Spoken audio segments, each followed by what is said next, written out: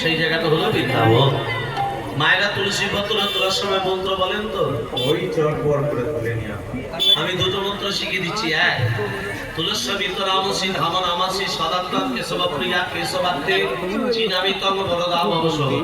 দুই, বৃন্দাবই তুলসী প্রিয়াবই কেশবস্য বিষ্ণু ভক্তে প্রদে দেবী সত্যবতী নমো নমঃ। এত বড় মন্ত্র মনে থাকবে না? বাঁ হাত বৃদ্ধাঙ্গুলি অনামিকা, ডান হাত বৃদ্ধাঙ্গুলি অনামিকার দ্বারা বিন্দুটি খসাবার আগে মুখে বলে দেবে নমো বৃন্দাবই। কি বলবে? নমো।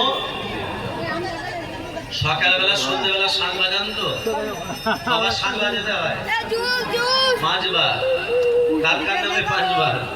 অদ্বৈত, শ্রীবাস, গদাধর, নিত্যানন্দ, গৌরাঙ্গ। মনে থাকবে? বেশ, আসলে এই বৃন্দাবনে সময় মিলে তো বাহু করে ভজন গান করবো। প্রেম সে কহিয়ে রাধা রানী কি, প্রেম সে কহিয়ে রাধা রানী কি,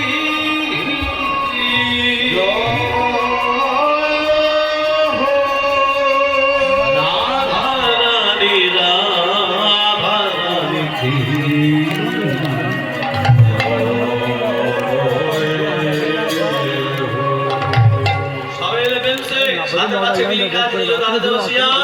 সংকীর্তন করা হে প্রতিদিন হাতে করো তালি দিয়া।